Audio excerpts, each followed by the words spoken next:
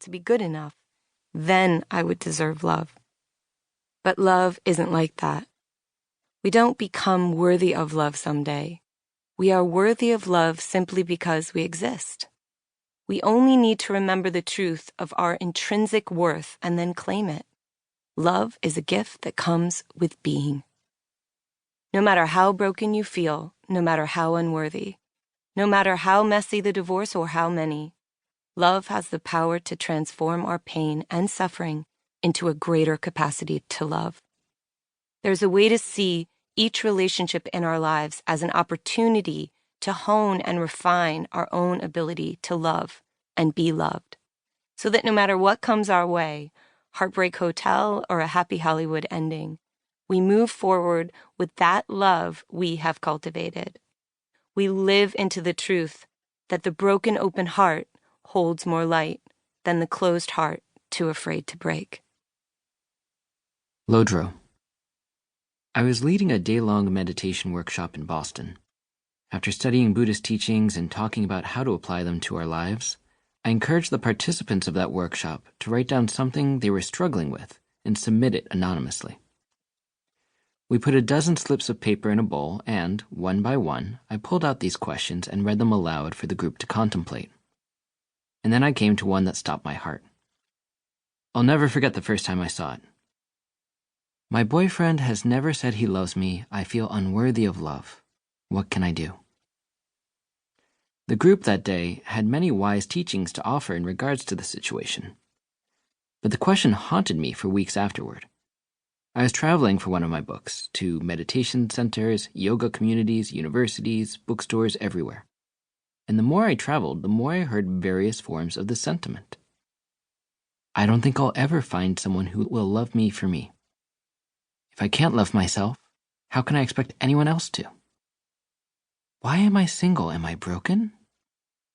In today's consumer society, we are often taught that we are broken. And good news, there's something we can buy or achieve that's external to ourselves that will fix us. Here's the real good news. You don't need anything external to make you more lovable.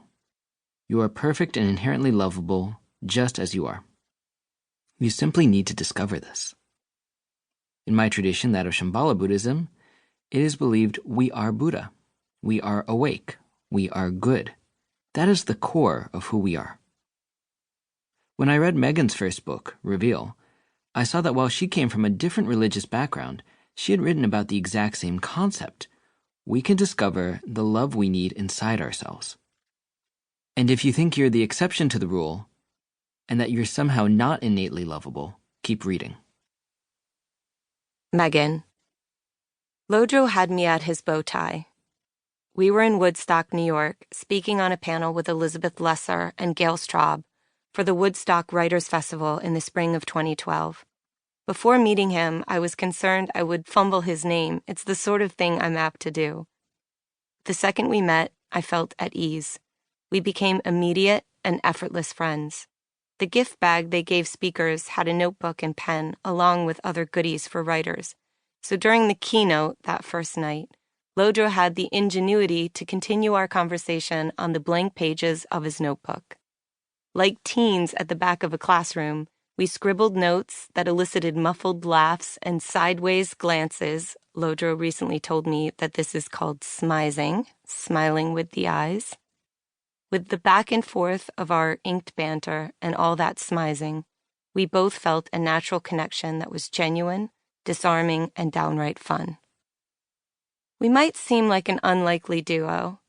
Lodro is firmly rooted in Shambhala Buddhist practice, which includes a head teacher and community, the whole shebang, whereas I am not tethered to any traditional religious structure or institution.